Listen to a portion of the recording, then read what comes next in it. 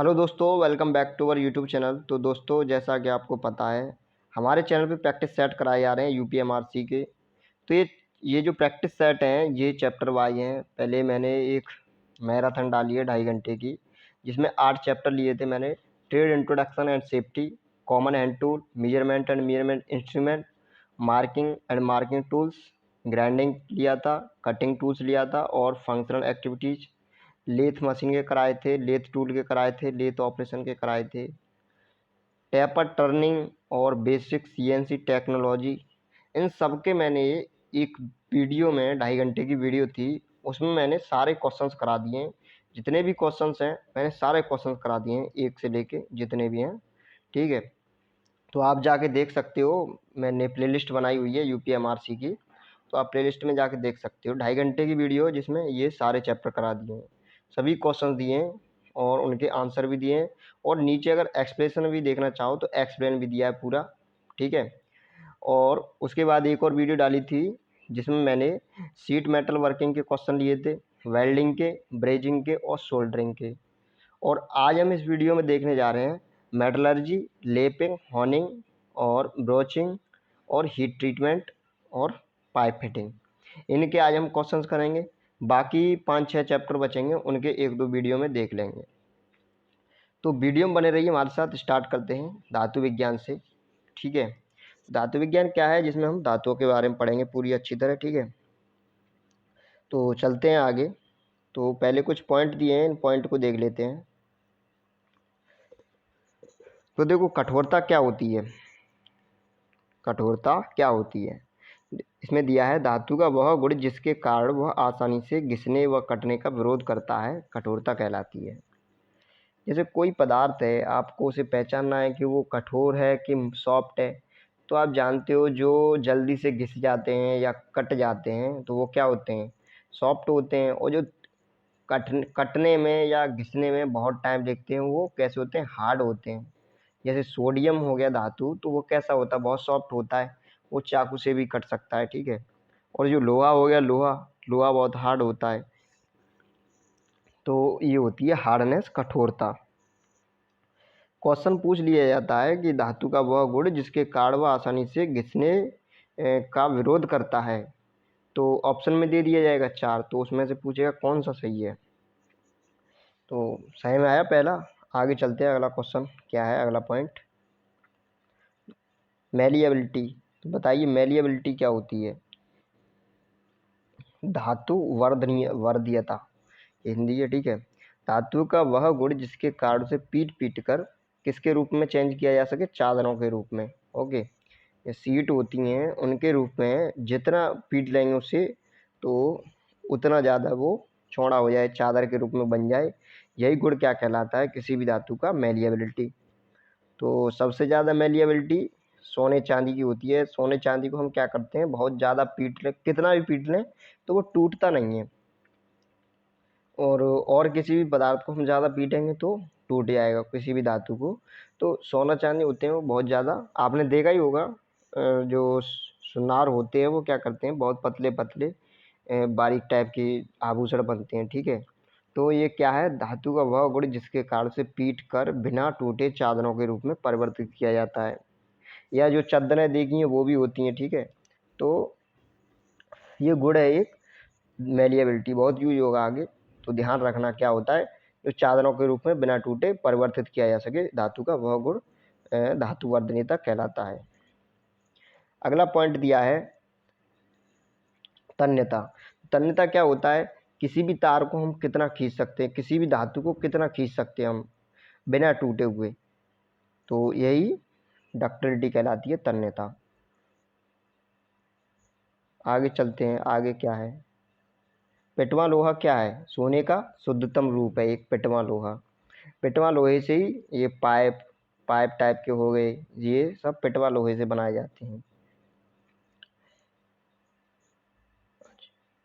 आगे पॉइंट देखते हैं क्या है, पिटवा लोहे में लोहा होता है कितना, 98.8%। ये क्वेश्चन पूछ लिया जाता है कि पिटवा लोहे में लोहा कितना होता है, तो 98.8%।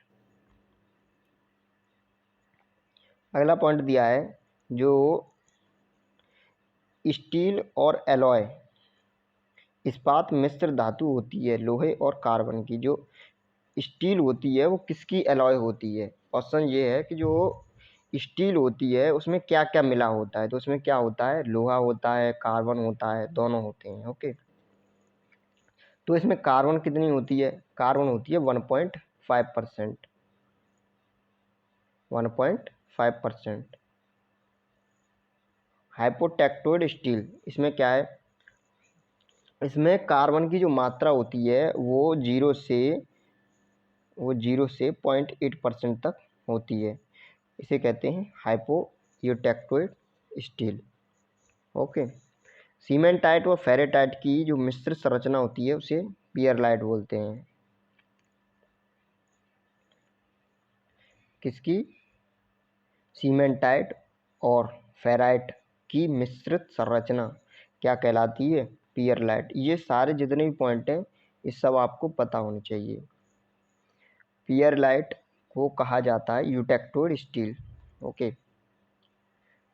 87% फेराइट और 13% सीमेंटाइट मिलकर क्या बनाते हैं? पियरलाइट। पिग आयरन को प्राप्त किया जाता है वात्या भट्टी से। ये अगला पॉइंट है, पिग आयरन को कहाँ से प्राप्त किया जाता है? वात्या भट्टी से। ठीक है, पियरलाइट का साइज निर्भर करता है इसके ठंडे होने की दर पर। अगला पॉइंट है, गन मेटल मिश्रण होता है कॉपर, टिन तथा जिंक का। ओके, तो क्वेश्चन नंबर 1 स्टार्ट होता है। तो यहाँ से हम स्टार्ट करते हैं। ये प्रैक्टिस सेट स्टार्ट हो गया एक समय से, ये मान लो ये पहला क्वेश्चन है। तो इसका आंसर बताइए आप क्या होगा। इस्पात में निकेल मिलाने से सुधार होता है। किस में सुधार होता है? जब हम स्टील में निकल मिला देंगे तो क्या होगा बताइए। तो देखो, जो प्रत्यास्थता की सीमा होती है वो क्या हो जाती है? बढ़ जाती है। और जो तनाव सामर्थ्य होती है वो भी बढ़ जाती है। जो फटीग प्रतिरोधन होता है तो वो भी बढ़ जाता है। इसमें ऑप्शन है फटीग प्रतिरोधन, तो option A is the right answer. तो ये प्रत्यास्थता की सीमा क्या होती है? प्रत्यास्थता की सीमा होती है, जैसे हम कोई धातु है, ठीक है, कोई धातु, तो उसको हम क्या करते हैं, उस पर बल लगाते हैं तो उसके शेप में, आकृति में क्या हो जाता है? कुछ परिवर्तन हो जाता है। जो पहले थी उससे अलग हो जाती है। जैसे हम किसी को दबाएंगे तो वो दब जाएगी। जैसे हथेली को हम दबाएंगे तो हथेली दब जाएगी, तो उसकी आकृति में थोड़ा सा परिवर्तन होगा। और जैसे ही हम बल हटाएंगे, मतलब अंगूठे से दबा रहे हैं तो वो चेंज हो गई। जैसे ही अंगूठा हटाएंगे तो वो फिर उसी आकार में आ जाएगी जैसे थी वैसे ही। तो एक सीमा तक हम उसको बल लगाएंगे, उसको कहते हैं प्रत्यास्थता की सीमा।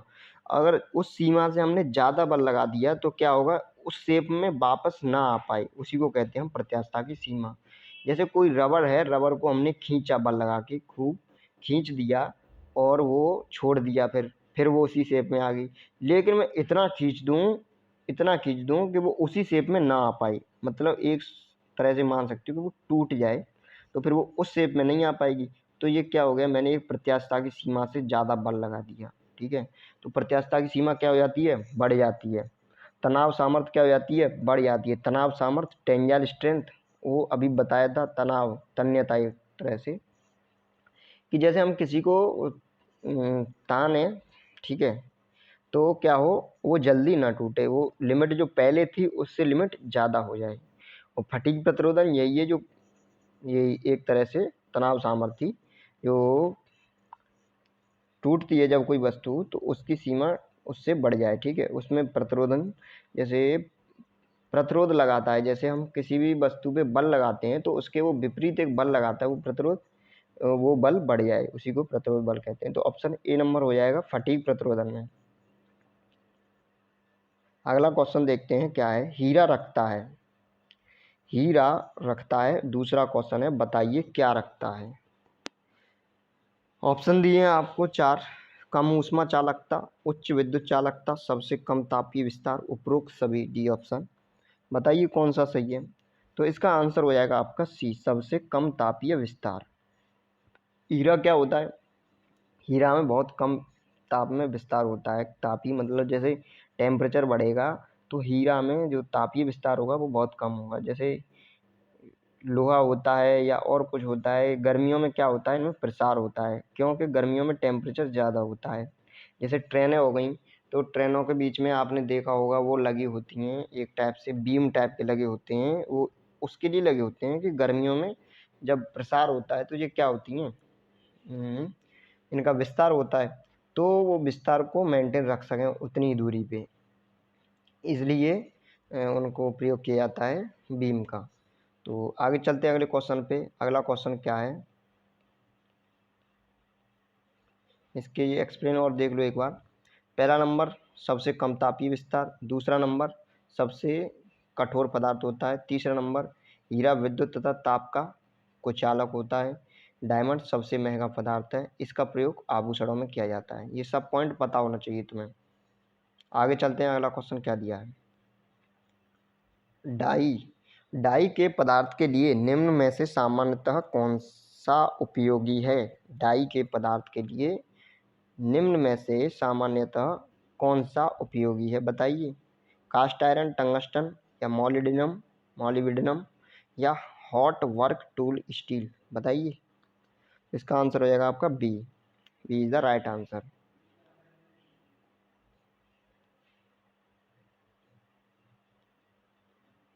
क्वेश्चन नंबर 4, बताइए क्या है इसका आंसर। जल टरबाइन के निर्माण में प्रयुक्त होने वाले पदार्थ का को होना चाहिए अधिक क्रीप प्रतिरोध, अधिक तापमान प्रतिरोध, अधिक जंग प्रतिरोध, कम लचीलापन, बताइए।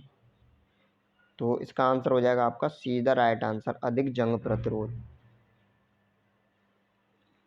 तो देखो जल टरबाइन क्या होती हैं, आप जानते होंगे जल टरबाइन क्या होती हैं। ये जल टरबाइन हमें लाइट बना के देती हैं। चलो एक बार इसके बारे में बताता हूँ। जैसे डैम बने होते हैं, तो वो जैसे झरना होता है तो वहाँ पे बनाई जाती हैं कि पानी क्या होगा, हमारी उस पे टरबाइन पे गिरेगा और टरबाइन घूमेगी और ये एक शाफ्ट से कनेक्ट कर दी जाएगी शाफ्ट को, और शाफ्ट से एक वो घूमेगा, ठीक है, जिससे क्या होगी, लाइट रोटेशन होगा और रोटेशन से क्या पैदा हो जाएगी, हमारी लाइट। तो जल टरबाइन से, ठीक है, लाइट बनती है। और इसमें अधिक जंग प्रतिरोधक पदार्थ यूज होता है, क्योंकि जब इस पर पानी गिरता है तो क्या हो, जंग ना लगे जल्दी, ठीक है, पानी से क्या होती है, जंग लगती है, तो इसलिए इसका प्रयोग किया जाता है। अगला क्वेश्चन है क्वेश्चन नंबर 5, सभी लौह और इस्पात उत्पादों के लिए कच्ची सामग्री है, बताइए क्या है कच्ची सामग्री। 4 ऑप्शन दिए हैं आपके, बताइए कौन सा सही है। तो इसका देखो ऑप्शन हो जाएगा कच्चा लोहा, ठीक है। कच्चा लोहा क्या होता है, कच्चा लोहा प्रयोग किया जाता है इसके लिए। आगे चलते हैं, अगला क्वेश्चन क्या है।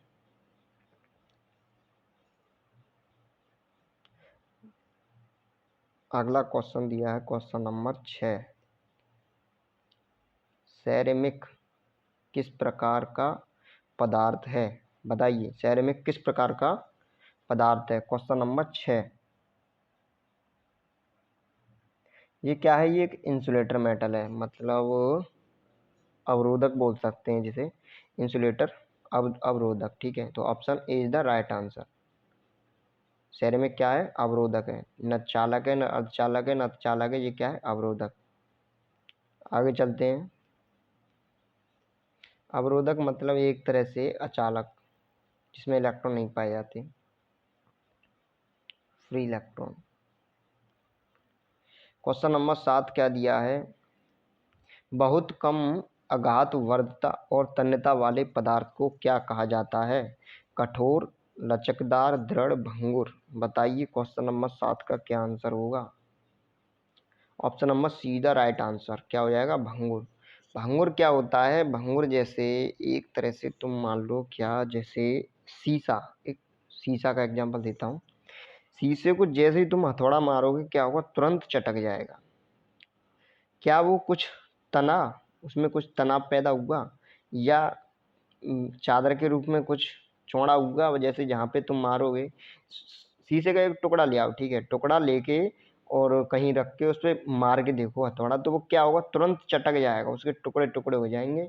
न तो वो तनेगा, उसे खींचोगे तो तनेगा नहीं, ना ही क्या होगा, ना ही चादर के रूप में मतलब कुछ चौड़ा होगा या फैलेगा, ठीक है।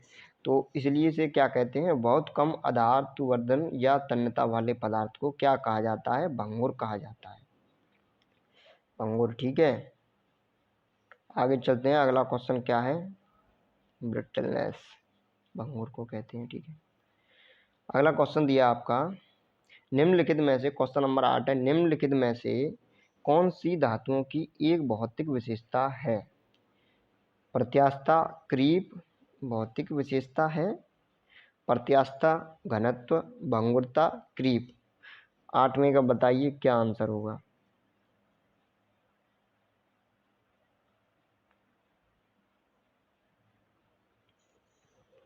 देखो इसका आंसर हो जाएगा भौतिक, भौतिक क्या होगा, घनत्व होगा। घनत्व का फॉर्मूला क्या होता है, द्रव्यमान बट्टे आयतन, तो ये क्या हो गई, भौतिक। और प्रत्यास्थता, क्रीप और भंगुरता, ये मैंने एक मेटलर्जी का वो कराया है थ्योरेटिकल चैप्टर, तो उसमें सब बताया है यांत्रिक गुण, ये क्या है, ये धातुओं के यांत्रिक गुण हैं। प्रत्यास्थता, भंगुरता, तन्यता, प्रत्यास्था, ब्रिटलनेस, डक्टिलिटी, मैलिएबिलिटी, ये सब क्या है, ये यांत्रिक गुण हैं। जो घनत्व है ये क्या है, ये एक भौतिक गुण है। आगे चलते हैं, अगला क्वेश्चन क्या दिया है, तो देखो 18/8 स्टेनलेस स्टील में होते हैं, बताइए, 4 ऑप्शन दिए हैं, क्या होते हैं। तो देखो इसका आंसर हो जाएगा सी, 18% क्रोमियम और 8% निकल। आगे चलते हैं, अगला क्वेश्चन, पदार्थ की एक विशेषता जिसकी वजह से अन्य धातु काटी जा सकती हैं, उसे क्या कहा जाता है। पदार्थ की एक ऐसी विशेषता जिसकी वजह से हम क्या कर सकते हैं, दूसरी वस्तुओं को हम काट सकते हैं, तो उसे क्या कहते हैं, भंगुरता और लगिष्णुता, कठोरता या तन्यता, क्या कहेंगे, कठोरता कहेंगे। जितनी कठोर वस्तु होगी उसी से तो हम दूसरी वस्तु को काट सकते हैं, तो इसका ऑप्शन क्या हो जाएगा आपका डी। आगे चलते हैं अगला क्वेश्चन की तरफ। अगला क्वेश्चन क्या दिया है, क्वेश्चन नंबर 11। क्वेश्चन नंबर 11 क्या दिया है, भारतीय मानक विनिर्देश के अनुसार गांठदार या गोलाकार ग्रेफाइट ढलवां लोहे को किस अक्षरों द्वारा नामित किया गया है, बताइए कौन सा अक्षर है। तो option D is the right answer, S और जी के द्वारा। तो देखो क्वेश्चन नंबर 12, बताइए क्या होगा।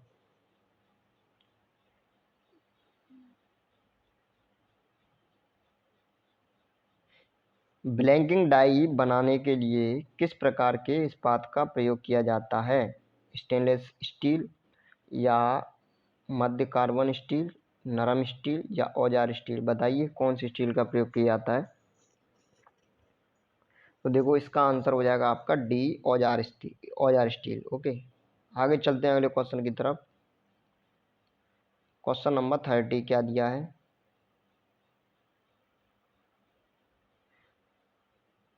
सादे कार्बन स्टील में कार्बन के कितने परसेंट पर मजबूती अधिकतम होगी, ठीक है। कार्बन की कितनी परसेंटेज होगी जब वो अधिक मजबूत होगा, तो बताइए इसका आंसर क्या है। इसका आंसर हो जाएगा option number C, the right answer, 0.83%। तो क्वेश्चन नंबर 14 दिया आपका, यूटेक्टोड प्रतिक्रिया किस तापमान पर होती है, बताइए क्या आंसर होगा। इसका आंसर होगा 723 डिग्री सेल्सियस।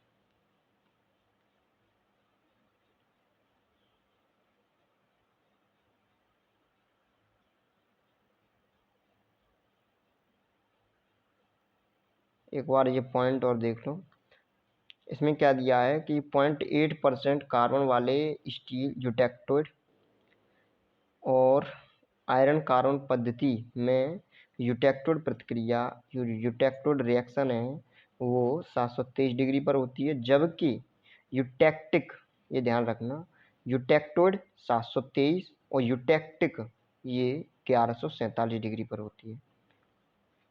2 पॉइंट है, याद रखना अच्छी तरह। अगला पॉइंट क्या है, स्टील में 0.8% कार्बन है, इसे क्या कहा जाता है? बताइए क्या आंसर होगा। इसका आंसर हो जाएगा आपका ए, 100% पियर लाइट। आगे चलते हैं, अगला क्वेश्चन क्या है। ये पॉइंट भी देख लो। जब 0.8% होती है कार्बन की मात्रा तो क्या कहा जाता है? पियर लाइट। पियर लाइट में सीमेंटाइट तथा फेराइट के सन्निकटवर्ती मिश्रण है। और पियर लाइट में फेराइट कितना होता है? 87% और सीमेंटाइट 13%। ठीक है, आगे पॉइंट क्या दिया है। निम्नलिखित में कौन सी धातु की यांत्रिक विशेषता नहीं है? निम्नलिखित में कौन सी धातु की यांत्रिक विशेषता नहीं है? प्लास्टिसिटी बता दिया, संक्षारण रोधन भंगुरता मैंने बता दिया, मजबूती एक तरह से बोल सकते हैं वही, ठीक है, स्ट्रेंथ, मजबूती बता दिया।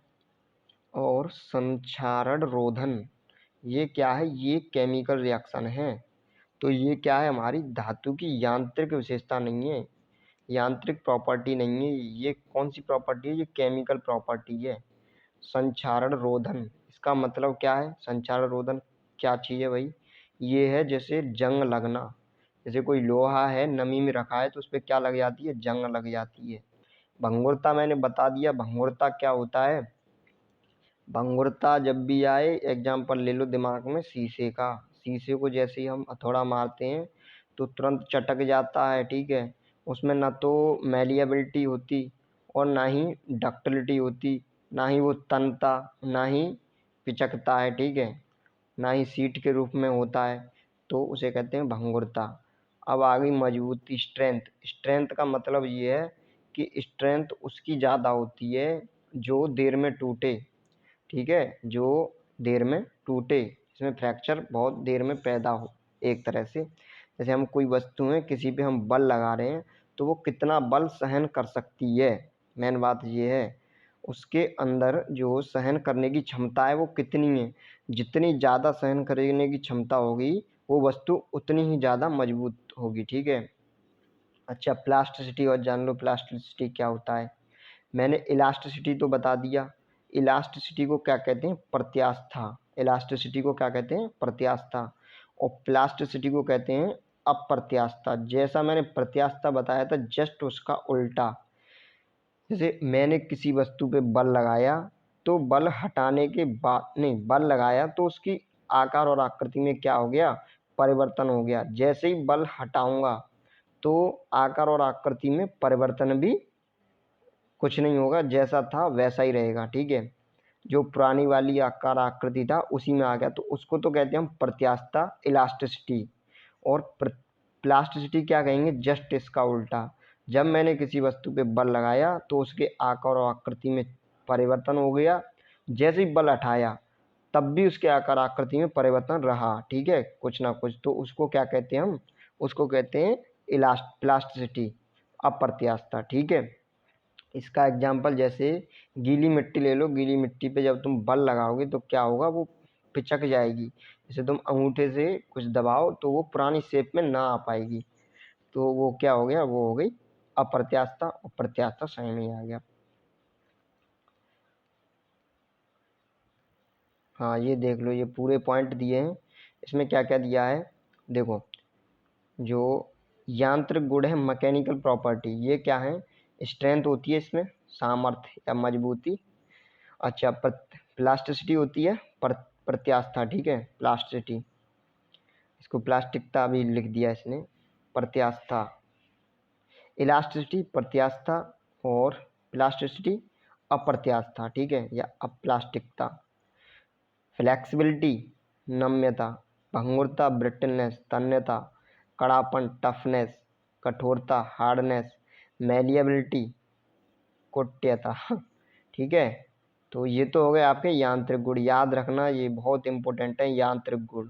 इनसे एक दो क्वेश्चन 100% आने हैं एग्जाम में, ठीक है। अब कितने आएंगे ये पता नहीं, पर इनसे क्वेश्चन जरूर पूछे जाने हैं।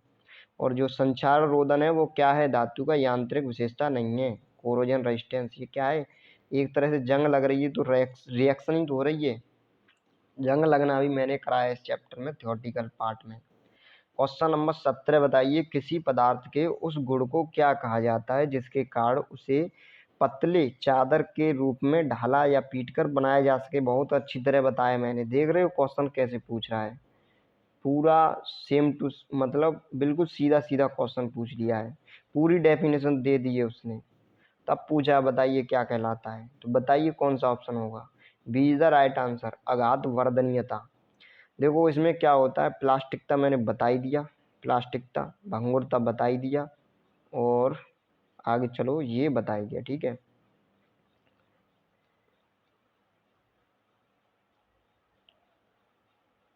एक बार पॉइंट भी देख लो क्या है, अगाध वर्धनीयता पदार्थ का वह गुण है जिसके कारण हथौड़े से पीट पीट कर चादरों सीट के रूप में बदला जा सकता है। टिन, कॉपर, सोना, चांदी और स्टील आदि को पीटकर पतली चादरों के रूप में बदला जा सकता है। एग्जाम्पल पूछे तो आप टिन लगा के आ सकते हो, तांबा लगाते हो, सोना चांदी तो होते ही हैं, ठीक है, सब पता ही है। आगे चलते हैं, अगला क्वेश्चन क्या दिया है, देखो, चैन, क्रेन, हुक, स्टीम पाइप आदि बनाने में व्यापक रूप से प्रयोग किया जाने वाला पदार्थ है, कौन सा पदार्थ है बताइए। ऑप्शन 4 दिए हैं आपको, पिटवा लोहा, कच्चा लोहा, ढलवा लोहा या आघात वर्ध्य ढलवा लोहा, बताइए कौन सा ऑप्शन सही है। तो अगर आपने ऑप्शन ए चुना है तो आपका ऑप्शन बिल्कुल सही है। आगे चलते हैं, अगला क्वेश्चन क्या है, क्वेश्चन नंबर 90 बताइए, ढलवां लोहा में सिलिकॉन मिलाने पर क्या होता है, गलित धातु की तरलता कम हो जाती है, ग्रेफाइट सिल्क गठन को बढ़ावा मिलता है, या तन्यता में सुधार होता है, या ढलवां लोहा सफ़ेद और कठोर होता है। 4 ऑप्शन दिए हैं, 4 में से बताइए आपका कौन सा सही है।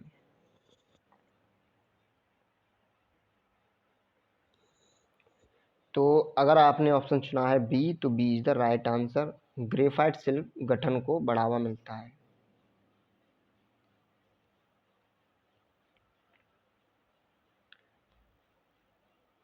तो देखो क्वेश्चन नंबर 20 दिया, निम्नलिखित में से कौन सी एक पिटवा लोहे की विशेषता नहीं है, पिटवा लोहे की विशेषता नहीं है, इन चारों में से बताइए कौन सी विशेषता नहीं है।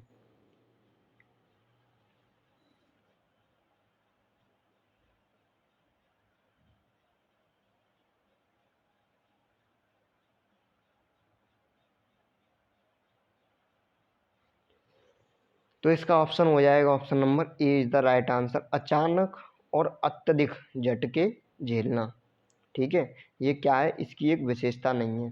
तन्य पदार्थ है, आसानी से फोर्स्ड या वेल्ड किया जा सकता है, कठोर और अगाध वर्ध्य है, ठीक है।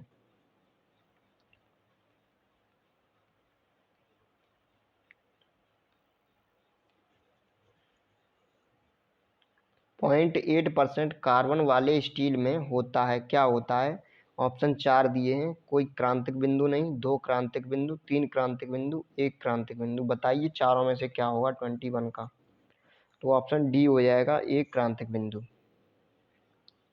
देखो अगर आप ये ट्रेड वाइज तो थ्योरी ट्रेड का जो भी दिया है थ्योरी ट्रेड का, तो ये आप ले रहे हो तो ठीक है, नॉन टैग भी तैयार करना अपना, ठीक है। 25 नंबर का पूछ जाता है, बहुत इंपॉर्टेंट है, एक एक क्वेश्चन मायने रखता है।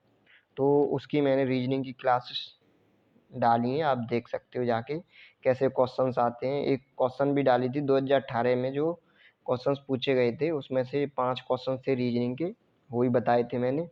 तो उसके बाद मैंने एक प्रैक्टिस सेट भी डाले हैं 2, आप जाके देख सकते हो, और शायद आज भी डालूँ, तो जाके देखिए, और 8-10 प्रैक्टिस सेट जरूर करके जाना रीजनिंग के, और मैथ के भी करके जाना, और जो भी आता है आपका उसके सब के, ठीक है।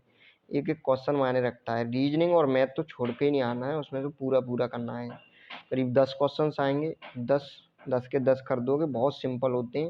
रीजनिंग के देख लेना एक बार जाके, सब पढ़ा है, ठीक है। तो 21 क्वेश्चन है, इसमें क्या है, 0.8% कार्बन वाले स्टील में होता है, क्या होता है, कोई क्रांतिक बिंदु नहीं, 3 क्रांतिक बिंदु, 2 क्रांतिक बिंदु या 1 क्रांतिक बिंदु। बताइए 21 का क्या होगा? तो इसमें देखो 1 क्रांतिक बिंदु होता है। अब हम थोड़ा स्पीड से चलेंगे और बहुत ज़्यादा क्वेश्चन है, टाइम लगेगा, तो थोड़ा जल्दी जल्दी चलता हूँ मैं, ठीक है। तो इस क्वेश्चन को पढ़ता हूँ मैं, पहले ध्यान से सुनो। क्वेश्चन नंबर 22, 0.15 से 0.45% कार्बन युक्त स्टील को क्या कहा जाता है? बताइए। डेढ़ मृदु स्टील, डेढ़ मृदु स्टील या ऊष्मा प्रतिरोधन स्टील, या सी दिया है उच्च कार्बन स्टील, या डी दिया है निम्न कार्बन स्टील। तो बताइए, 4 ऑप्शन दिए, 4 में से कौन सा सही है 22 का? तो इसका आंसर हो जाएगा आपका निम्न कार्बन स्टील, ठीक है, लो कार्बन स्टील। आगे चलते हैं, अगला क्वेश्चन देखो। जिसको भी अगर वो पढ़ना हो तो एक्सप्लेन देख सकता है, पूरा एक्सप्लेन दिया है, ठीक है। मैं एक तरह से प्रैक्टिस करा रहा हूँ रिवीजन टाइप से, इसलिए अभी जल्दी जल्दी करा रहा हूँ, ठीक है। आप क्वेश्चन देखिए, ऑप्शन लगाइए कौन सा सही है, फिर आंसर, ठीक है। आंसर देख लीजिए क्या है। 23 क्वेश्चन दिया है, तो इसमें क्या है? कठोरीकृत स्टील निम्नलिखित में से कौन सी प्रक्रिया के बाद ही प्रयोग में लाया जा सकता है? तो बताइए कौन सा है। 4 ऑप्शन दिए हैं, देखो इसका आंसर हो जाएगा डी, टेम्परिंग, ठीक है। आगे चलते हैं, अगला क्वेश्चन क्या दिया है? क्वेश्चन नंबर 24, बताइए क्या होगा? किसी पदार्थ की तन्यता को परिभाषित किया जा सकता है। तनाव के बड़े स्थायी विरूपण सहने की क्षमता, तन्यता मतलब तनने वाली क्षमता, एक तरह से संपीड़ के बड़े स्थायी विरूपण। 4 ऑप्शन दिए, बताइए।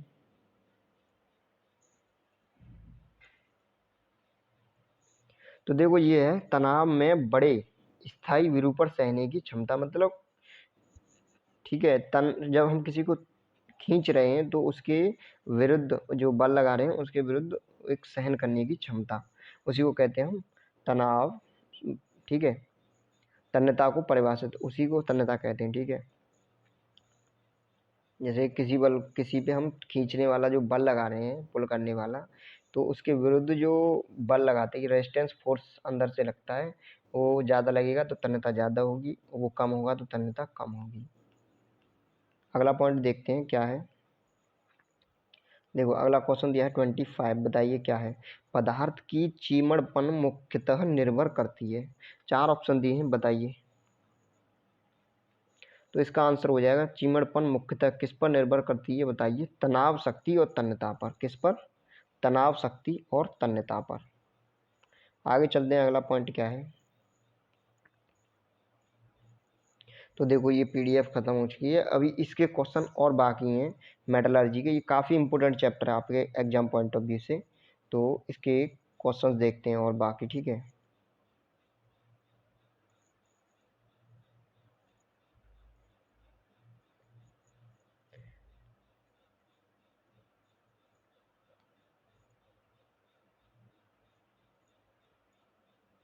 तो देखो आ चुके हम अगले क्वेश्चंस की तरफ। अगला क्वेश्चन क्या दिया है? मोटर कार क्रैंकशाफ्ट किससे बना होता है? तो ऑप्शन दिए हैं चारों, बताइए कौन सा होगा। 4 ऑप्शन दिए हैं, इसका ऑप्शन बी है निकेल क्रोम स्टील का, ठीक है। अगला क्वेश्चन क्या दिया है? 29, बताइए 29 का क्या होगा? ढलवां लोहे का गुण होता है निम्न संपीड़न सामर्थ्य, अत्यंत भंगुर, या उच्च आघात वर्धनीयता और तन्यता, या उच्च तनन सामर्थ्य। बताइए चारों में से कौन सा सही होगा।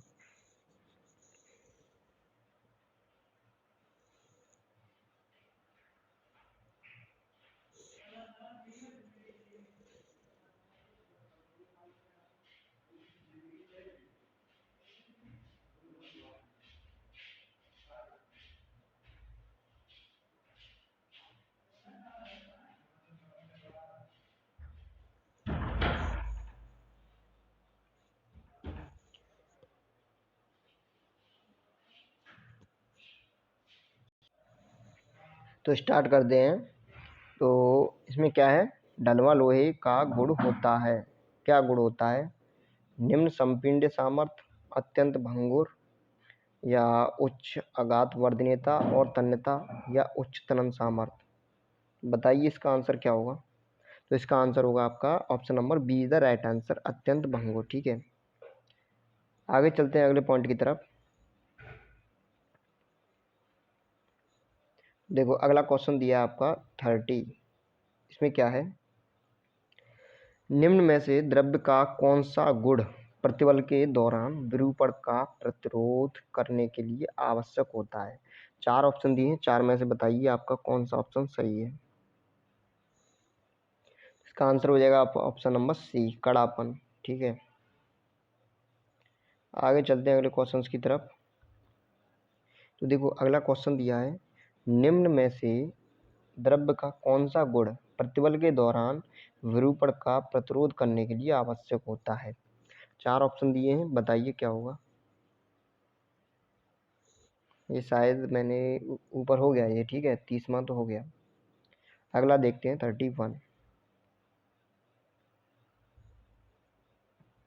हाँ, इसे बताइए, पदार्थ की वह विशेषता जो इससे बाह्य बलों को हटाए जाने पर विरूपण के बाद अपने मूल आकार को प्राप्त करने में सक्षम बनाती है, तो किस रूप से जानी जाती है।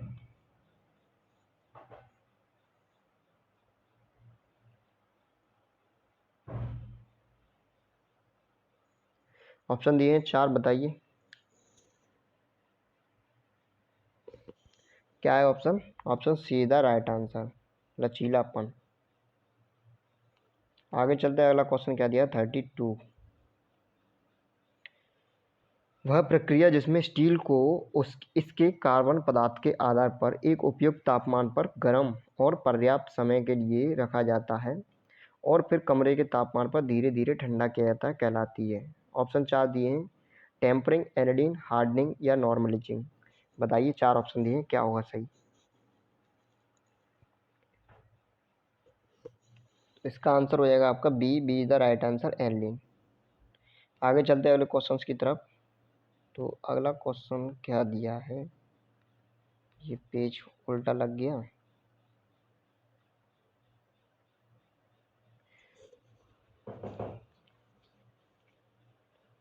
तो देख लो 32 क्वेश्चंस देख लो, ये पेज पीडीएफ बनाते समय थोड़ा उल्टा लग गया है। 33 क्वेश्चंस क्या दिया है आप देख लो स्क्रीन पे।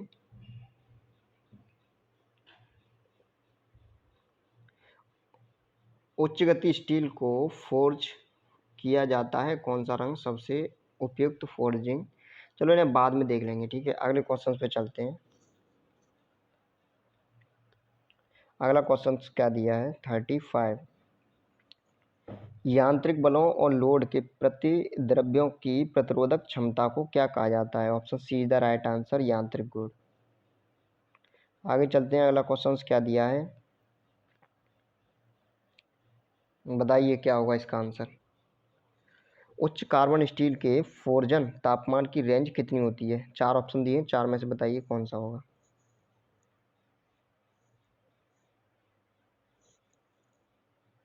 तो B is the right answer, 1100 से 1150 डिग्री सेल्सियस। क्या हो गया ये।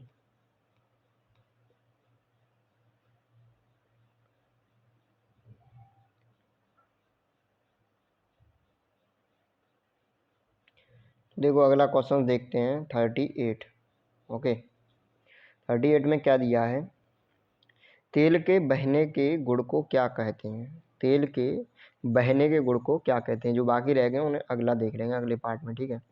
तो 38 क्वेश्चन है, बताइए इसका क्या आंसर होगा। चार चार ऑप्शन दिए हैं, फ्लैश पॉइंट, पोर पॉइंट या फायर पॉइंट या श्यानता। तेल के बहने के गुण को क्या कहते हैं, श्यानता। Option D is the right answer. तो चलते हैं अगले क्वेश्चन की तरफ। अगला क्वेश्चन क्या दिया है, जिंक का रंग है, जिंक का रंग है हरा, सिल्वर, ब्राउन, नीला, धूसर। बताइए चार ऑप्शन दिए, क्या सही है। तो जिंक का जो रंग है वो क्या है, नीला, धूसर। ठीक है, अगला पॉइंट देखते हैं क्या दिया अगला क्वेश्चन।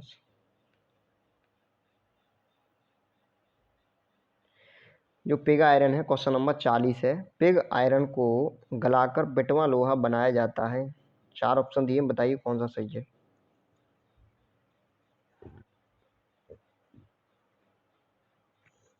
तो तो पिग आयरन को पुडलिंग भट्टी में गलाकर पिटवा लोहा बनाया जाता है। ठीक है। क्वेश्चन नंबर 41 क्या दिया है? मृदु स्टील प्लेट पर 25 मिलीमीटर व्यास के ड्रिल से ड्रिलिंग के लिए चक्र प्रति मिनट कितने होंगे, जबकि अनुशंसित कटिंग स्पीड 25 मीटर पर मिनट है? तो 4 ऑप्शन दिए हैं, बताइए क्या होगा 41 का। 318 हो जाएगा। ठीक है, option C is the right answer. एक बार एक्सप्लेन देख लो इसका। तो देखो, ड्रिल का जो व्यास दिया है वो कितना दिया है? 25 मिलीमीटर। मृदु स्टील प्लेट पर 25 मिलीमीटर व्यास के ड्रिल से, तो देखो व्यास कितना दिया है? व्यास दिया 25 मिलीमीटर। कटिंग स्पीड, जो कटिंग स्पीड है वो कितनी दी है? 25 मीटर पर मिनट। ठीक है। अच्छा, ड्रिल के लिए चक्र प्रति मिनट हम जानते हैं क्या होता है, v बराबर pi D N by 1000 metre पर मिनट।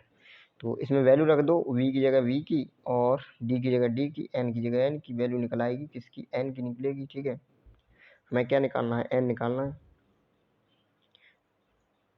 ड्रिलिंग के लिए चक्र प्रति मिनट कितने होंगे? ठीक है, चक्र प्रति मिनट n निकालना है। तो वैल्यू सारी पुट कर दो, पाई की वैल्यू लगा दो तो निकल आएगा। ठीक है, तो आगे अगला क्वेश्चन दिया है, पीतल की तरह भंगुर पदार्थों के लिए व्यावहारिक रूप से पश्चरेख कोण बराबर होता है 15 डिग्री, 10 डिग्री, 0 डिग्री, 5 डिग्री। बताइए कौन सा सही होगा 43 का?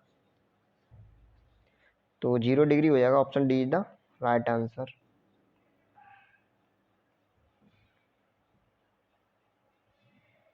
Forty three. अब 44 बताइए, 44 का क्या होगा? 44 क्वेश्चन दिया है, भारतीय मानकों के अनुसार प्लेट कार्बन स्टील BC8 से प्रदर्शित किया जाता है, इसका अर्थ है? बताइए, 4 ऑप्शन दिए हैं, क्या है अर्थ? तो इसका आंसर हो जाएगा आपका option A the right answer. Carbon 0.15% से 0.25% एंड मैंगनीज 0.6 से 0.9%। ओके, चलते हैं अगले क्वेश्चंस की तरफ। अगला क्वेश्चन दिया है, 45 सिलेंडर के खोल की ढलाई की जाती है धूसर ढलवां लोहे से, अगाधवर्ध ढलवां लोहे से, श्वेत ढलवां लोहे से या द्रुत शीतत ढलवां लोहे से? बताइए 45 का क्या होगा आंसर? तो इसका ऑप्शन हो जाएगा आपका option A the right answer. धूसर ढलवां लोहे से की जाती है, ठीक है, इसकी ढलाई। आगे चलते हैं, आगे अगला क्वेश्चन क्या दिया है?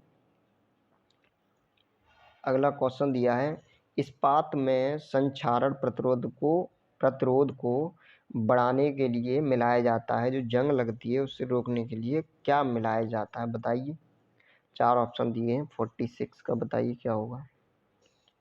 तो इसका हो जाएगा आपका answer B is the right answer, chromium और निकेल। ठीक है, उसमें जंग नहीं लगेगी, ये मिला देंगे तो देखो क्वेश्चन नंबर 47 बताइए क्या होगा? इसका आंसर हो जाएगा आपका 47 का सी, वेडेनियम 1%, क्रोमियम 4% और टंगस्टन 18%। टंगस्टन 18% हो गए।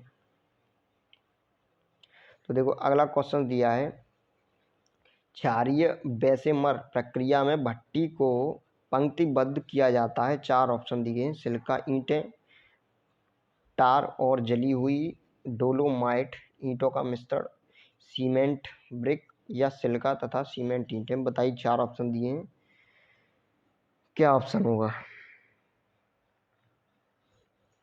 तो option B is the right answer, tar और जली हुई डोलोमाइट ईंटों का मिश्रण। ओके, आगे चलते हैं। अगला क्वेश्चन क्या दिया है? क्वेश्चन नंबर 49 देखो दिया है, आघात वर्ध ढलवा लोहा उत्पन्न होगा पिघले ढलवा लोहे की द्रुत शीतलन से। 4 ऑप्शन दिए हैं, बताइए कौन सा ऑप्शन सही है? तो इसका आंसर हो जाएगा आपका B is the right answer. आगे चलते हैं, अगला क्वेश्चन क्या दिया है। अगला 50वां क्वेश्चन है, इस्पात स्टील के लिए सभी आधारभूत तापीय उपचार प्रतिक्रिया में होता है। 4 ऑप्शन दिए हैं, बताइए।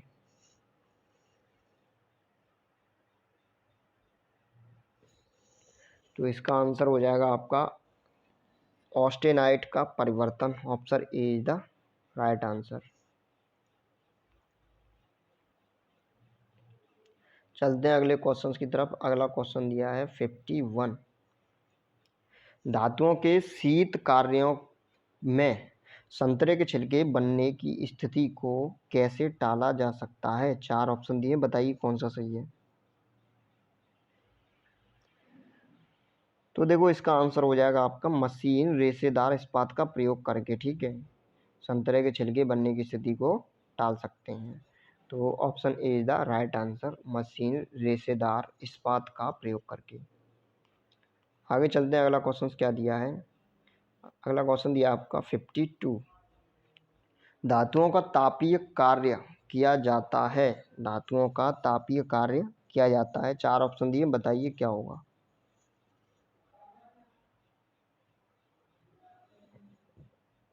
क्रिस्टिकल ताप के ऊपर। Option C is the right answer.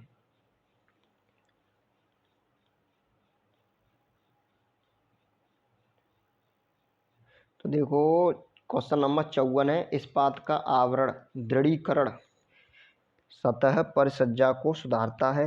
उचित तापीय उपचार द्वारा इस्पात के ऊपर तथा इस्पात की सतह या आवरण पर दृढ़ीकृत करता है। क्या करता है। 4 ऑप्शन दिए, बताइए। तो इसका आंसर हो जाएगा B is the right answer, ठीक है। उचित तापीय उपचार द्वारा इस्पात के ऊपर इस्पात की सतह या आवरण पर क्या किया जाता है, दृढ़ीकरण किया जाता है।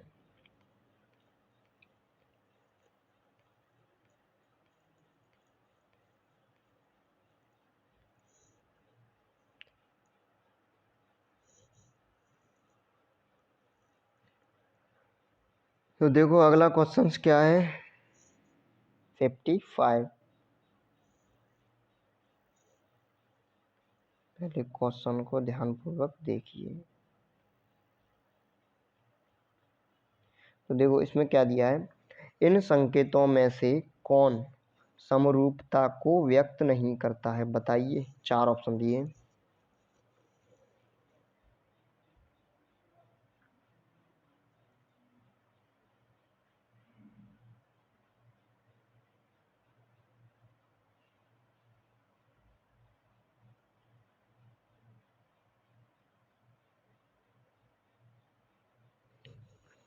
तो इसका आंसर हो जाएगा आपका B, B is the right answer.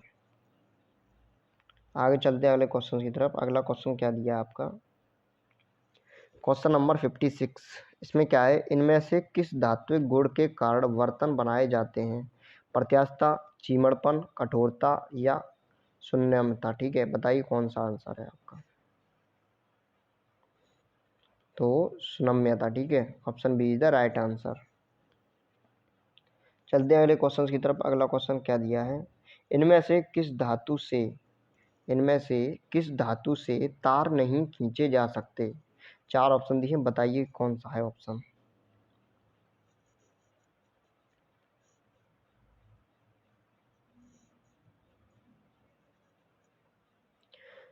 तो देखो एल्यूमिनियम के भी तार खींचे जाते हैं, उच्च कार्बन स्टील के भी, पीतल के भी, ढलवा लोहे के नहीं खींचे जाते। ओके, तो कौन सा हो जाएगा आपका option C the right answer, ढलवा लोहा।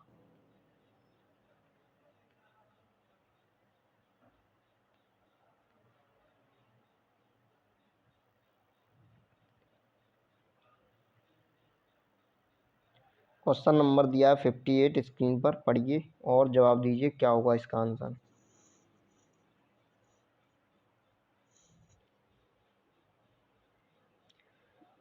स्तंभों का मिलान करें। एल्यूमिनियम दिया है, तांबा दिया है, गन मेटल दिया है, बेटवा लोहा दिया है। 4 वो दिए हैं, ठीक है, सूची से मिलान कीजिए क्या होगा।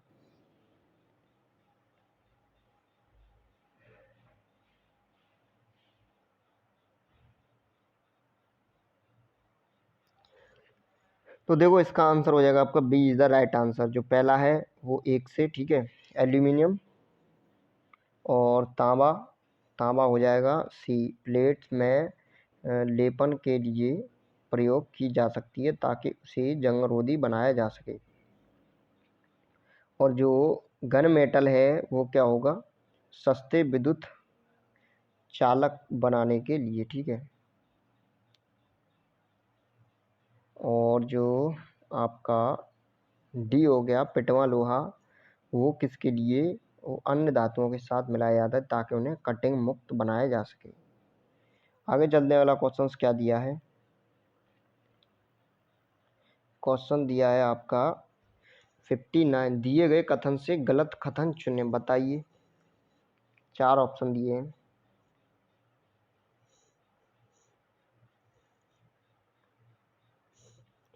तो देखो इसका आंसर हो जाएगा आपका हिंडालियम भोजन एसिड के साथ प्रतिक्रिया करते हैं। Option number D is the right answer. Hindalium भोजन एसिड के साथ प्रतिक्रिया करते हैं, ये क्या है, ये गलत कथन दिया है, ठीक है।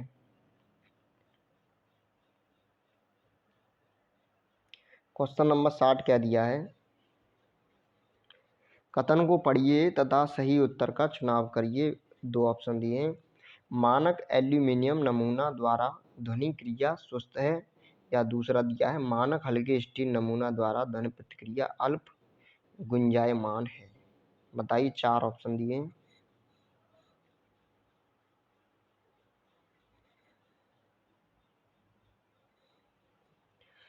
तो देखो कथन 1 और कथन दोनों सत्य हैं, ठीक है। Option C is the right answer. Question number 61, aluminium की तुलना में स्टील का विशिष्ट गुरुत्व है अधिक, कम, बराबर, विशेष तत्व के भार के साथ बदलती रहती है। 4 ऑप्शन दिए, बताइए कौन सा सही होगा।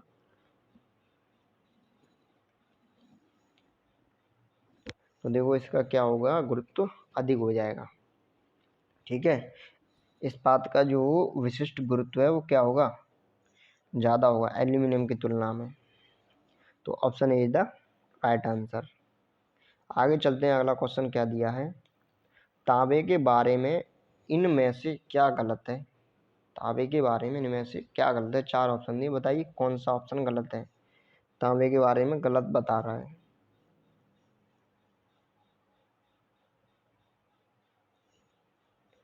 इनका गलन बिंदु है वो कितना होता है, 1100 डिग्री। इसकी जो तनन सामर्थ्य है वो 4.5 मेगाटन। और प्यूराइट इसका अयस्कर सही है। यह डाई की ढलाई में प्रयोग किया था, D option is the right answer, ये गलत है। तो इसके बारे में गलत कथन कौन सा है, यह डाई की ढलाई में प्रयोग किया जाता है। तो देखो इनके अयस्क भी पूछ लिए जाते हैं, तो अयस्क भी देख लें जाके, मैंने एक थॉर्टिकल लेक्चर लिया है उसमें है, ठीक है। आगे क्वेश्चन दिया है 63, क्या है, प्लेन कार्बन स्टील की फोर्जिंग इस तापमान पर की जाती है। 4 ऑप्शन दिए, बताइए क्या होगा इसका आंसर। इसका आंसर हो जाएगा 1300 डिग्री सेल्सियस पर, ठीक है। अब आगे स्टार्ट करने आ रहे हैं हम अगला टॉपिक। इसमें क्या है, लेपिंग है, हॉर्निंग है और ब्रोचिंग है। तो देखो ये मैंने प्रैक्टिस कराई है, चैप्टर वाइज मैंने सारे क्वेश्चंस उठाए। इसके बाद एक पेपर लाऊंगा, ठीक है, जो पेपर होगा इसका फिटर का। और उसके बाद प्रैक्टिस सेट पूरे का, जो पूरे जितने भी टॉपिक कराए हैं उनके सारे क्वेश्चंस का प्रैक्टिस सेट लाऊंगा, एक मैराथन 2-2.5 घंटे की। इसमें लगभग सारे क्वेश्चंस होंगे, क्वेश्चंस आंसर बस, और कुछ नहीं। तो उसमें देखेंगे ज़्यादा से ज़्यादा क्वेश्चन हो जाए। तो चलते हैं आगे, लैपिंग, हॉर्निंग और ब्रोचिंग, इसके कुछ इंपॉर्टेंट पॉइंट देख लेते हैं।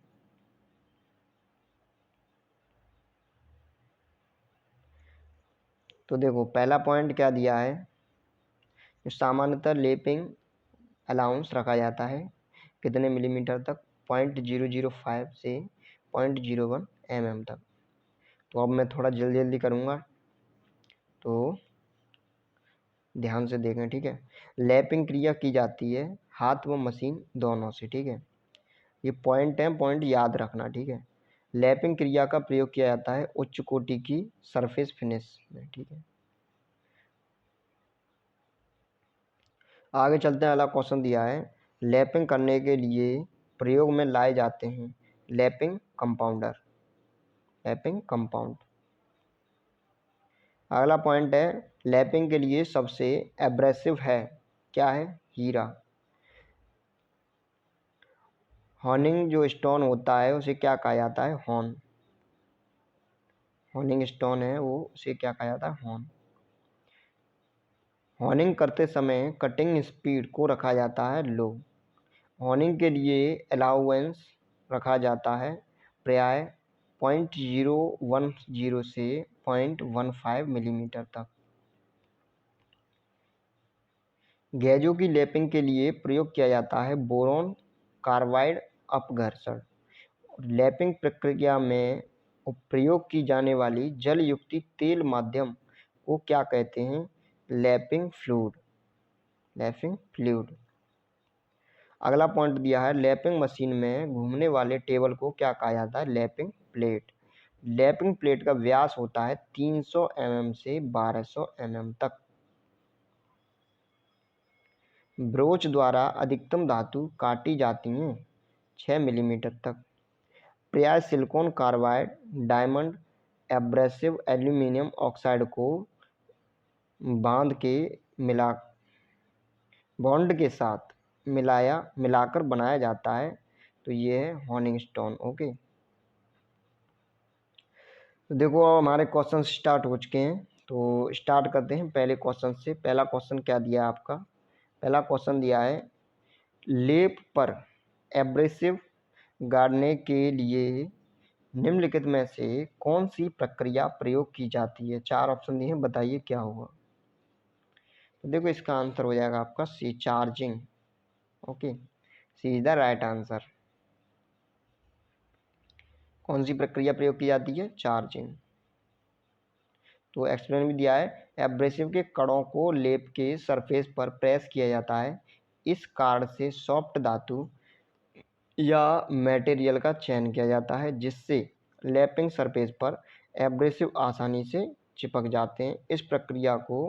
इस क्रिया को एब्रेसिव चार्जिंग कहते हैं। चार्ज करने के बाद इसे मिट्टी के तेल से गीला रखना जरूरी होता है।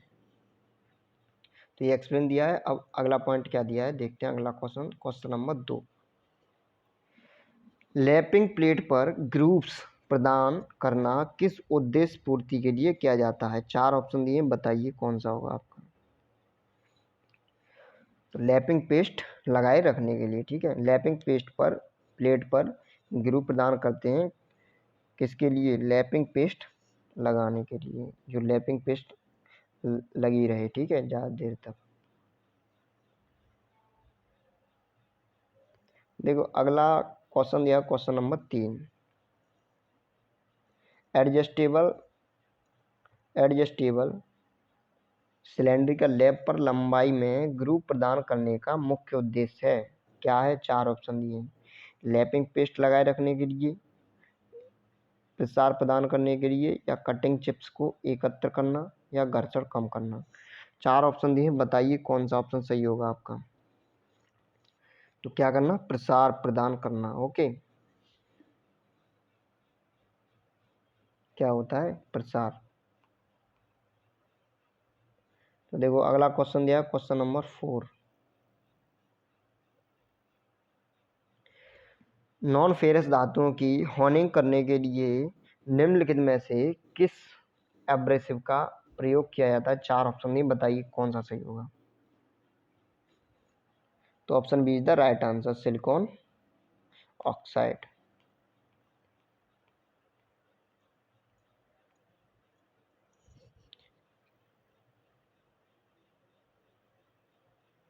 क्वेश्चन नंबर 5, बताइए क्या होगा।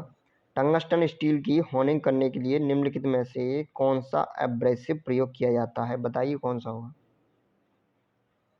Option number C the right answer, diamond.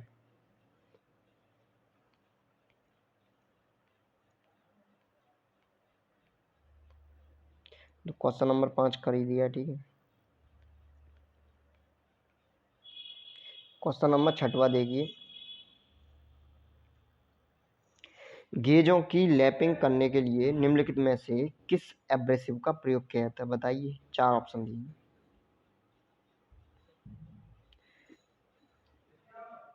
इसका आंसर हो जाएगा boron carbide. Option D is the right answer.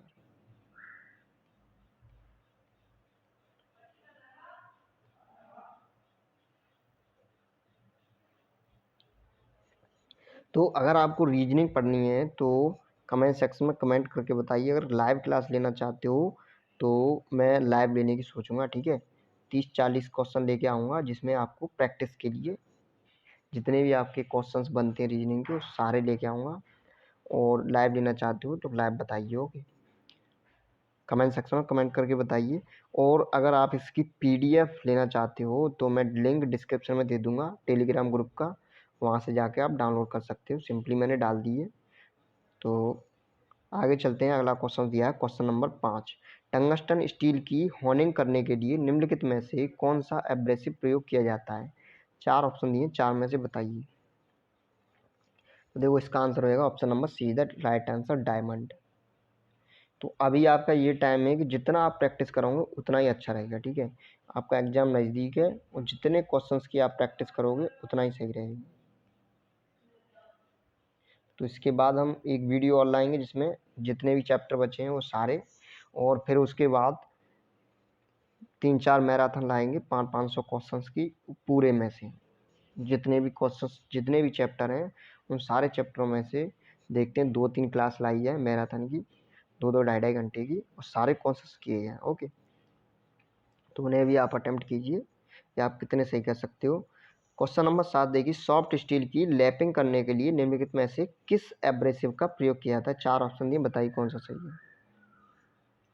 तो option A is the right answer. किसका प्रयोग किया जाता है, किस एब्रेसिव का प्रयोग किया जाता है, बताइए। एल्यूमिनियम ऑक्साइड का, ऑप्शन ए।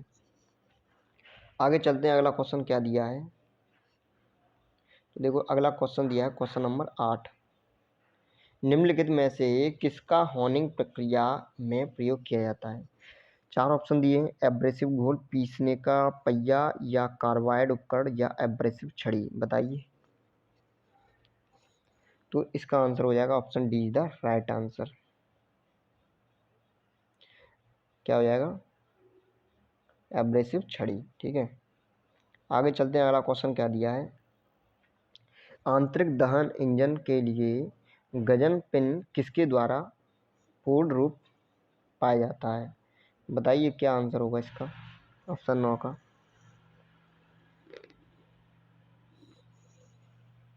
इसका आंसर हो जाएगा आपका B is the right answer, ठीक है, लैपिंग। आगे चलते हैं। अगला क्वेश्चन क्या दिया है, निम्न में से किस पदार्थ से लेप नहीं बनाए जाते। 4 ऑप्शन दिए हैं, बताइए।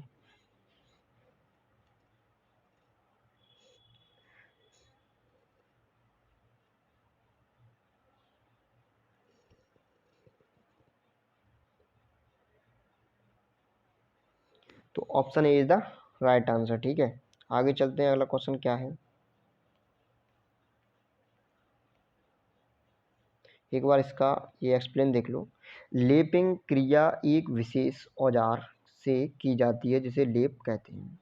लेप को प्राय मुलायम धातु से बनाया जाता है।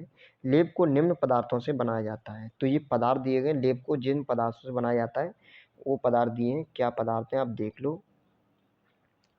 मुलायम डलवा लोहा है, ब्रास है, कॉपर है, सॉफ्ट स्टील है, लेड है, टिन है, एल्यूमिनियम है। उपरोक्त से स्पष्ट है कि लेप को चमड़ा या लेदर, ठीक है, लेदर से नहीं बनाया जाता। क्वेश्चन नंबर 11 क्या दिया है, आईसी इंजन के सिलेंडर के बारे में के बोर को सॉरी आईसी इंजन के सिलेंडर के बोर को अच्छी तरह से परिष्कृत किया जाता है। 4 ऑप्शन दिए, बताइए। तो इसका सही आंसर हो जाएगा आपका होनिंग से, ठीक है, option B is the right answer. आगे चलते हैं। अगला क्वेश्चन क्या दिया है, क्वेश्चन नंबर 12 दिया है, अंतर्दहन इंजन की गजन पिन परिष्कृत की जाती है। 4 ऑप्शन दिए, बताइए।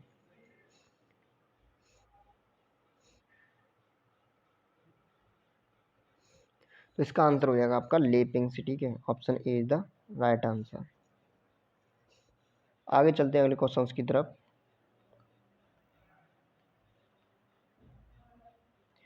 लेप में अपघर्षक कणों के जमाव की प्रक्रिया कहलाती है, क्या कहलाती है? 4 ऑप्शन दिए हैं, तो option B is the right answer, आयनन। क्वेश्चन नंबर 14 क्या दिया है? एक निकल प्लेटिंग में क्या क्या होता है बताइए, कौन सा ऑप्शन सही है?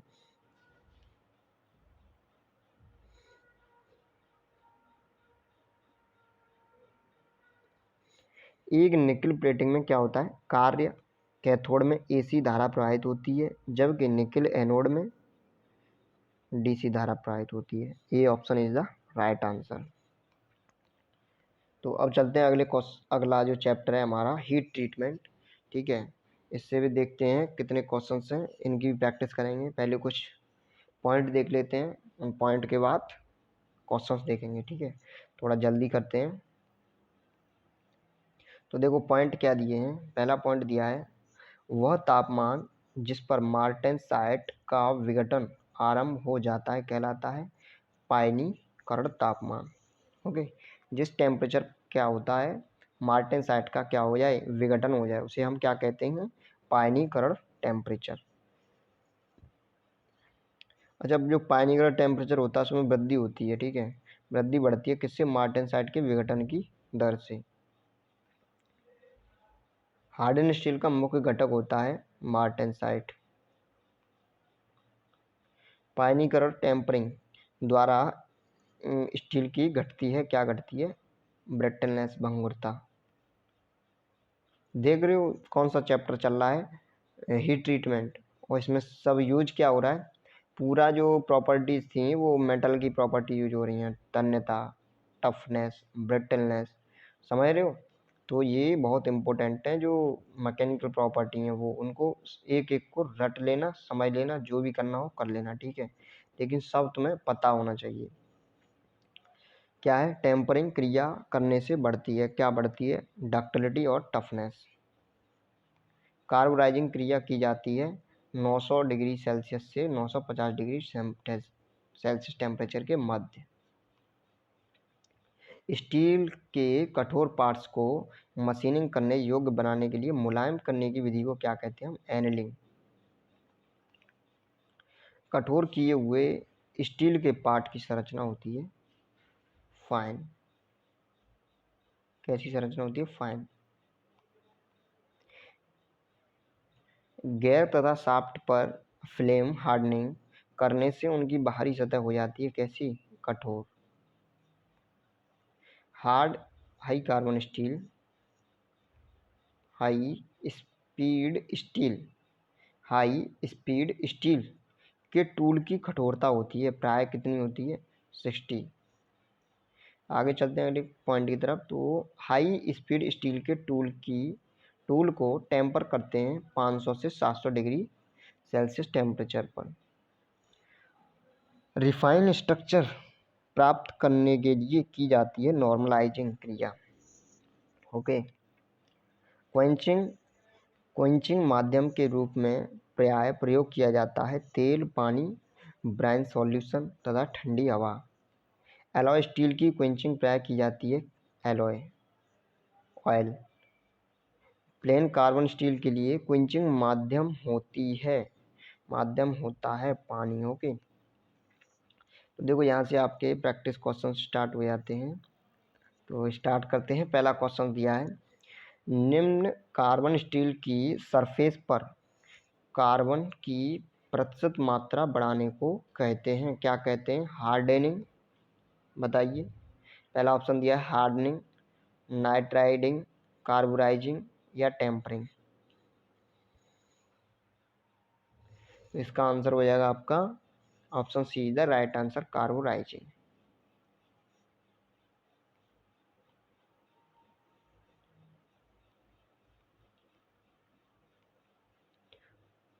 क्वेश्चन नंबर 2 कहाँ गया? तो क्वेश्चन नंबर 2 नहीं है, क्वेश्चन 3 पे चलते हैं। क्वेश्चन 3 क्या है, निम्नलिखित में से कौन सी विधि कंपोनेंट पर पपड़ी मुक्त सतह बनाती है? 4 ऑप्शन दिए, बताइए कौन सा सही होगा। इसका आंसर हो जाएगा इंडक्शन हार्डनिंग। ठीक है, आगे चलते हैं अगले क्वेश्चंस की तरफ। अगला क्वेश्चन 4 नंबर क्या दिया है, तो देखो, निम्नलिखित में से कौन सी ऊष्मा उपचार प्रतिक्रिया संतुलन की स्थिति निर्माण करती है? बताइए, 4 ऑप्शन दिए हैं।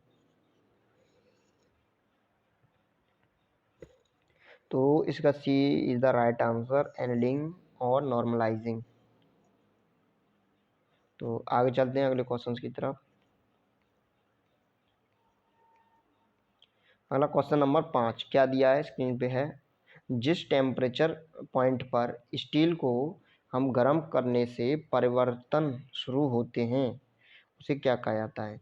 जिस तापमान बिंदु पर स्टील को गर्म करने से जो परिवर्तन शुरू होता है उसे हम क्या कहते हैं? बताइए।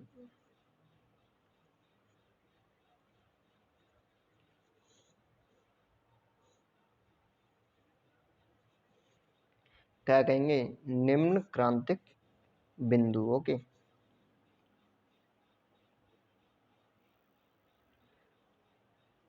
तो देखो ये पॉइंट दिया है, जिस टेम्परेचर बिंदु पर इस्पात को गर्म करने से परिवर्तन शुरू होता है उसे लोअर क्रिटिकल पॉइंट, और जिस टेम्परेचर पर स्टील में परिवर्तन होना बंद हो जाता है उसे अपर क्रिटिकल पॉइंट।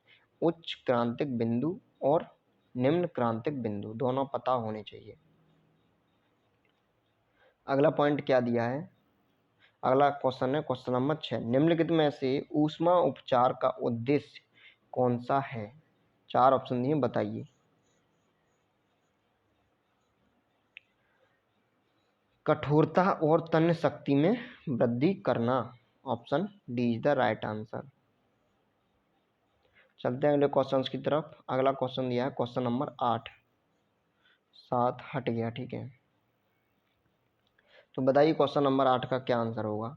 टाँके का गलनांक बिंदु अधिकर होता है, बताइए क्या आंसर होगा। तो option D is the right answer, 450 degree Celsius से नीचे।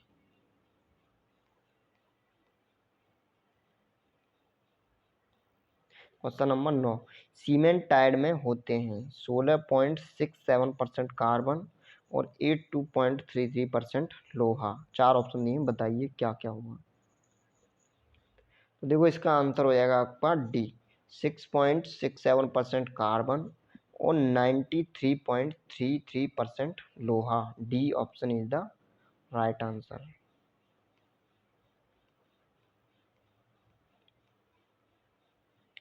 क्वेश्चन नंबर 10 क्या दिया है, स्टील के लिए जो अपर क्रिटिकल टेम्परेचर होता है वो क्या होता है? हीटिंग की दर पर निर्भर करता है, कूलिंग की दर पर निर्भर करता है, या स्थिर रहता है, या स्टील में कार्बन की मात्रा के अनुसार बदलता रहता है? 4 ऑप्शन दिए हैं, बताइए क्या होगा आपका आंसर।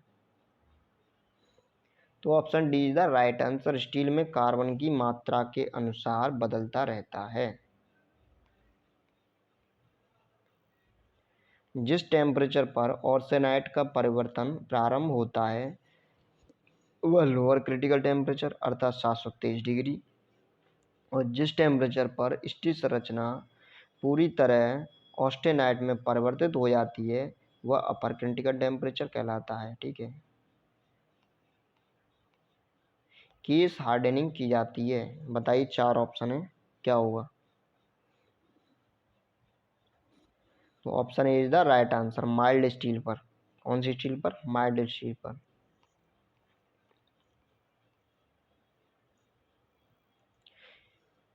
केस हार्डनिंग धातु से बने कार्यखंड के सतह को क्या करती है? कठोर करने की प्रक्रिया है। यह प्रक्रिया कम कार्बन वाली धातु में उपयोग की जाती है और इस प्रक्रिया का सबसे ज़्यादा उपयोग मृदु इस्पात मिल्ड स्टील पर किया जाता है।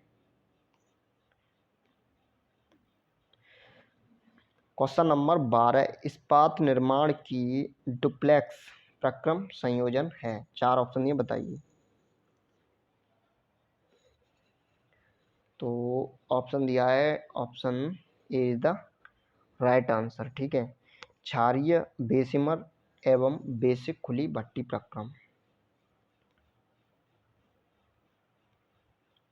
क्वेश्चन नंबर 13, लघु कार्बन इस्पात, लघु कार्बन इस्पात के फोर्जन में सबसे उपयुक्त टेम्परेचर है बताइए। 4 ऑप्शन दिए, क्या होगा? तो ऑप्शन 30, ठीक है, ऑप्शन 1300 डिग्री सेल्सियस सही है, option C the right answer. Question number 14 दिया है आपकी स्क्रीन पर, तो दुध शीतलित ढलवा लोहा होगा। 4 ऑप्शन दिए, बताइए क्या होगा? तो पिघले ढलवा लोहे में द्रुत शीतलन से, ठीक है, option D is the right answer.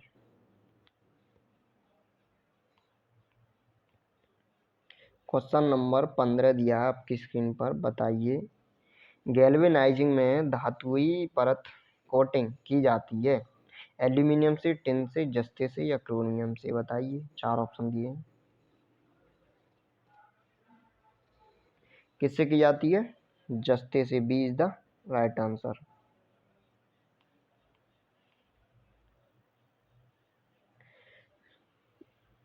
तो देखो क्वेश्चन नंबर 16, ड्रॉपिंग बिंदु वह तापमान होता है जिस पर ग्रीज बदलता है अर्ध ठोस अवस्था से द्रव अवस्था में, अर्ध ठोस अवस्था से ठोस अवस्था में।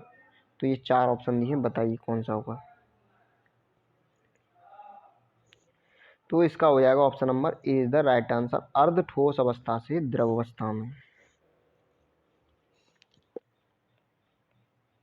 अगला क्वेश्चन दिया क्वेश्चन नंबर 17, यदि स्टील को गर्म किया जाए तो तापमान 723 डिग्री से ढांचे में परिवर्तन शुरू होता है, इस नए ढांचे को कहा जाता है? बताइए।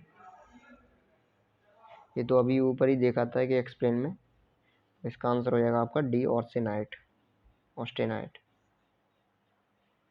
तो आगे चलते हैं अगले क्वेश्चंस की तरफ।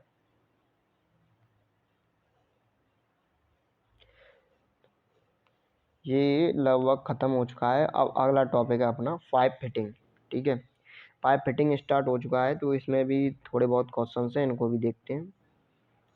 वो जितने भी चैप्टर हैं उन सबके प्रैक्टिस एक तरह से सारे क्वेश्चंस देख लो और अच्छी तरह प्रैक्टिस करो। ओके, तो पाइप फिटिंग के ज़्यादा नहीं है, थोड़े क्वेश्चन से देख लेते हैं, बस थोड़ी देर में दिख जाएंगे। ओके, तो कुछ पॉइंट हैं, पॉइंट देख लो। पाइप की माप ली जाती है उसके अंदरूनी व्यास से। ठीक है, जो पाइप की माप ली जाती है वो कहाँ से ली जाती है? उसके जो अंदरूनी व्यास होता है उससे। 12 मिलीमीटर से कम व्यास वाले पाइप को क्या कहते हैं हम? ट्यूब कहते हैं। ठीक है, ट्यूब की माप लिया जाता है उसके बाहरी व्यास से। ये क्वेश्चंस बन सकते हैं, जो पाइप की माप ली जाती है वो कहाँ से ली जाती है? उसके आंतरिक व्यास से, और जो ट्यूब की माप ली जाती है वो बाहरी व्यास से। किसी पाइप या नल का साइज निर्दिष्ट होता है तो उसके अंतर्व्यास और लंबाई के अनुसार। पाइपलाइन में पानी के बहाव को किस दिशा में ले जाने के लिए प्रयोग किया जाता है? ग्लो वॉल में। ठीक है, जोड़ रेखा, अगला क्वेश्चन दिया है, जोड़ रेखा वाले पाइप को कहते हैं सीम पाइप। ओके, बिना जोड़ रेखा वाले पाइप को क्या कहते हैं? Seamless pipe. अगला पॉइंट दिया है, पाइप असेंबली में फिटिंग के गैप को भरने के लिए प्रयोग किया जाता है हेम पैकिंग। अगला पॉइंट दिया है, पाइपलाइन में एक सीधी रेखा में एक ही दिशा में पानी के बहाव के लिए प्रयोग किया जाता है गेट वाल्व।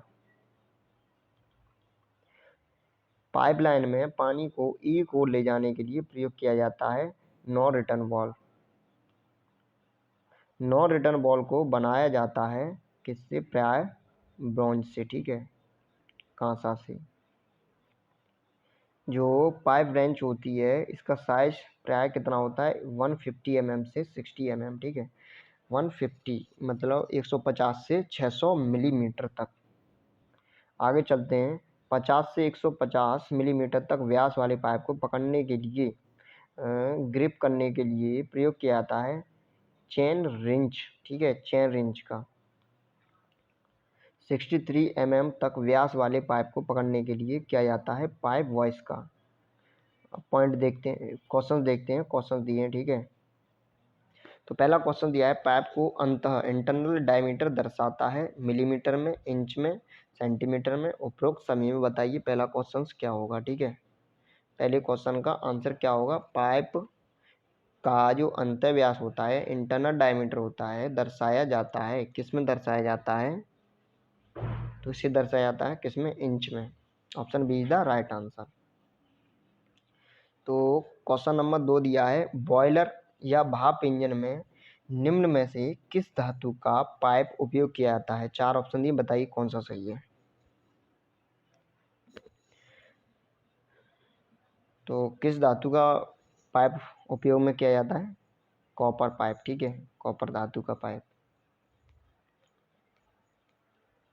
तो अगला क्वेश्चन दिया है क्वेश्चन नंबर 3, यूनियन का उपयोग किया जाता है, बताइए स्थायी जोड़ बनाने के लिए, अस्थायी जोड़ बनाने के लिए, या अर्धस्थायी, या इनमें से कोई नहीं। 4 ऑप्शन दिए, बताइए कौन सा सही है। तो इसका ऑप्शन क्या हो जाएगा, अस्थायी जोड़ बनाने के लिए, B is the right answer. चलते हैं अगले क्वेश्चन की तरफ। अगला क्वेश्चन दिया है क्वेश्चन नंबर 4, पाइपों में निम्न में से किस चूड़ी का प्रयोग किया जाता है, 4 ऑप्शन दिए, बताइए कौन सा होगा। ब्रिटिश स्टैंडर्ड पाइप चूड़ी, option C is the right answer. Question number 5 दिया है जीआई पाइप निम्न में से किस मानक लंबाई में उपलब्ध होता है, 4 ऑप्शन दिए, बताइए।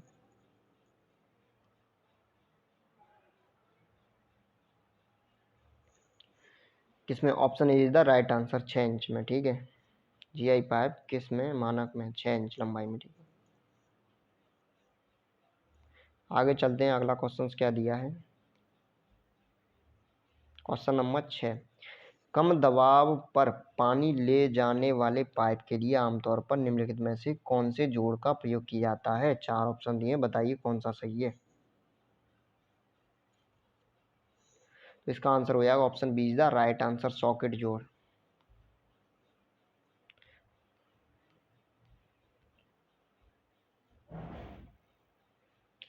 तो क्वेश्चन नंबर 7 क्या दिया है, आघात वर्ध ढलवां लोहा को किसके लिए वरीयता दी जाती है, 4 क्वेश्चन दिए हैं, बताइए 4 में से कौन सा सही होगा। Option D is the right answer, pipe fitting जैसे एल्बो, टी, यूनियन आदि, ठीक है, उनको क्या दी जाती है, वरीयता।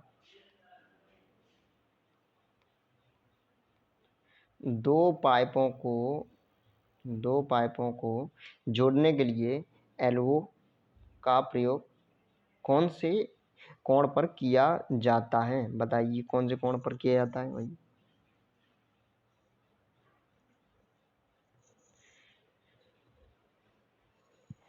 इसे 90 के एंगल पे किया जाता है, option B is the right answer.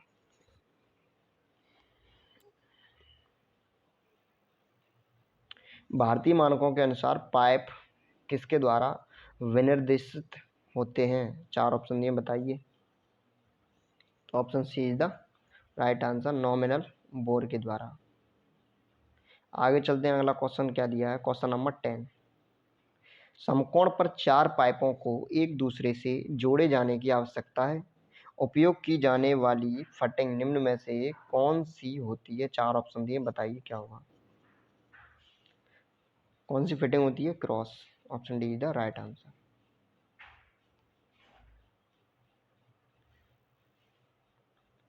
Question number 11, आमतौर पर वाइप्ड जोड़ किसे जोड़ने के लिए प्रयोग किया जाता है, 4 ऑप्शन दिए, बताइए। लेड पाइप को जोड़ने के लिए प्रयोग किया जाता है, option A is the right answer. Question number 12 दिया है, क्या है, वाइप जॉइंट टर्म उपयोग करते हैं दो पाइपों को जोड़ने के लिए, किसके दो पाइपों को, कॉपर के, स्टील के, लेड के, या रॉड रॉट आयरन के। बताइए, 4 ऑप्शन दिए। तो option D is the right answer. Lead iron के, जो लेड होता है, लेड के 2 पाइपों को जोड़ने के लिए इसका प्रयोग किया था। ठीक है, वाइप जॉइंट का। देखो क्वेश्चन नंबर 13 क्या दिया है। पाइप की बाहरी चूड़ियां काटने वाली डाई बनाई जाती है कास्ट आयरन से, माइल्ड स्टील से, कॉपर से या टूल स्टील से। बताइए क्या आंसर होगा। तो option B is the right answer, tool steel के द्वारा बनाई जाती है। ठीक है। अच्छा, भारतीय मानक के अनुसार पाइप निर्दिष्ट किए जाते हैं। 4 ऑप्शन है, बताइए कौन सा है।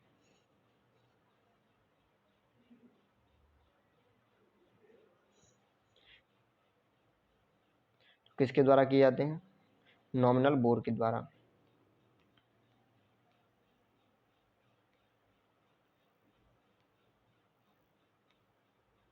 तो ये देखो क्वेश्चन नंबर 15 दिया है, चुनाव करना है आपको। ये सूची दी है, बताइए कौन सा आंसर सही होगा इसका।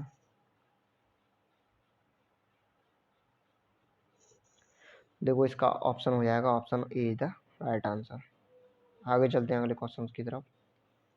ऐसे ये भी दिया क्वेश्चन, इसका भी आपको मिलान करना है।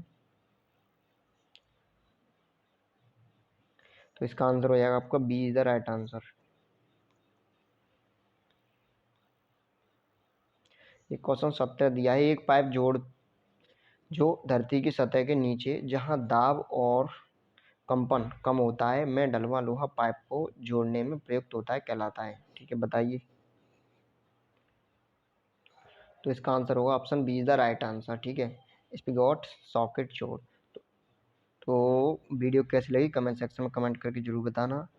और अगर इसकी पीडीएफ लेना चाहते हो तो लिंक दे दूंगा मैं डिस्क्रिप्शन में टेलीग्राम ग्रुप की, तो उसे जाके ज्वाइन करना, वहाँ पे पड़ी हुई है। ठीक है।